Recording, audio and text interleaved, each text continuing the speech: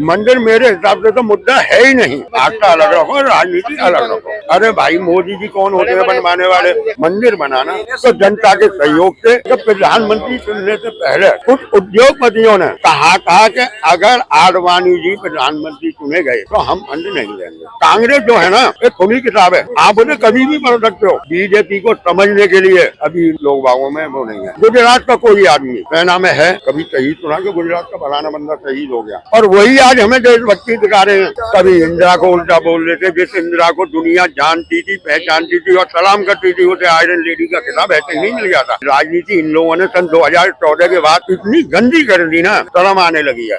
जहाँ 10 दिन या 5 दिन या 12 दिन का गैप मिला है ना, वहाँ कुछ ना कुछ गड़बड़ हुआ है, झोल हुआ है। जब ईवीएम से मशीन से भी तुम्हें चुनाव करवाने में 15 दिन बाद रिजल्ट आता है, तो वैसे भी 10-8 दिन लग जाएंगे, तो क्या फर्क पड़ता है? तो बीजेपी की परंपरा रही है, काम है तो लो और नहीं है काम तो गड्ढे में फेंको।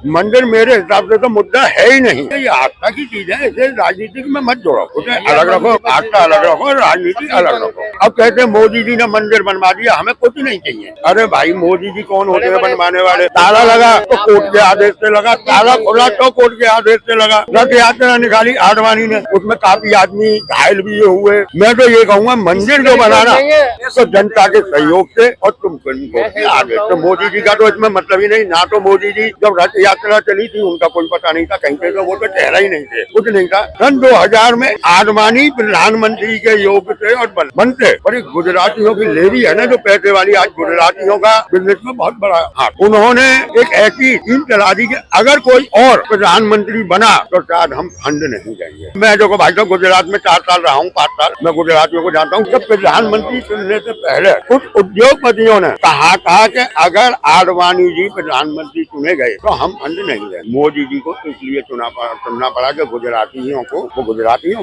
ने भी अभी तक आपने देखा होगा बड़े बड़े पोस्टों पे ईडी और ये वगैरह सब पे गुजराती ही थे। अब कुछ कम हुए हैं। आपको कितना याद होगा, अभी 2-3 साल पहले राकेश अस्थाना और आलोक शर्मा एक दूसरे पे 2 करोड़ का इल्जाम लगाया कि भाई इन्होंने रिश्वत ली है, कोई इंक्वायरी नहीं हुई, रातों रात हटा दी गई। वही राकेश अस्थाना दिल्ली के चीफ बन के आए, उनको प्रमोशन कर दिया, वहां से हटा के यहाँ हेड बना दिया गया। और रह गए आलोक शर्मा, उनका मैं नहीं जानता कि उनका क्या हुआ। ले भाइयों, ये सबसे बड़ी हमारी देश का दुर्भाग्य है कि लोग बाग नेता भक्त बन जाते हैं। कांग्रेस जो है ना, एक खुली किताब है, आप उन्हें कभी भी पढ़ सकते हो। जो घपले हुए या गलत काम हुआ आप पढ़ सकते हो।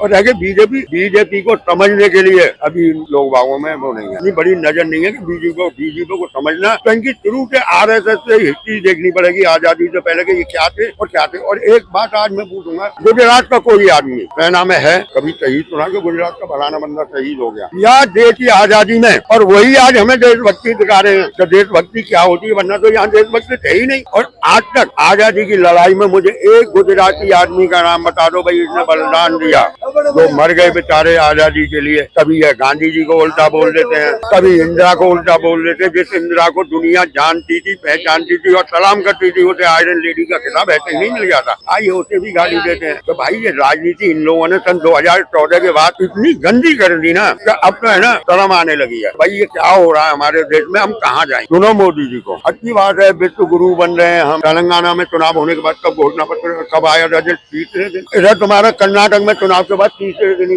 रिजल्ट आ गए। उधर कांग्रेस जीत गई। जहाँ 10 दिन या 5 दिन या 12 दिन का गैप मिला है ना, वहाँ कुछ ना कुछ गड़बड़ हुआ है, झोल हुआ है। 18 लाख या 19 लाख ईवीएम मशीन गायब है, जबकि गवर्नमेंट भी कह चुकी है इस बात को 1000 मशीन गायब है। तो वो मशीन गई कहाँ? किधर है वो मशीन? गवर्नमेंट तो नहीं बोल रही इसमें। तो इसलिए ईवीएम को तो छोड़ दो। ईवीएम है ना, मेरे ख्याल से जहाँ से चली थी जापान में, और जापान में अभी ईवीएम से नहीं होता है इलेक्शन, वहाँ भी बैलेट पेपर चल रहा है। हर देश में, हर मुल्क में 99% बैलेट पेपर चल रहा है। करा दो। जब ईवीएम से मशीन से भी तुम्हें चुनाव करवाने में 15 दिन बाद रिजल्ट आता है, तो वैसे भी 10-8 दिन लग जाएंगे, तो क्या फर्क पड़ता है? क्या भी उनके बारे में हमने वो बिल्कुल नए चेहरे हैं, और क्या राजनीति में इतने पुराने भी नहीं है। आपको ये लगता है कि जो पुराने वाले थे उनको रखना चाहिए था, या जो कहता है ऐसे तो किसी को भी जैसे मामा है या जो भी, उन्हें ऐसे दरकिनारे तो नहीं करना चाहिए। हो सकता है तो बीजेपी ने उनके लिए कुछ सोचा था, विधायक से हो सकता है उन्हें सांसद बनाने के काम हो, तो अलग बात। और जिस तरीके से दरकिनारे किए हैं ऐसे नहीं करना चाहिए, और ये बीजेपी की परंपरा रही है।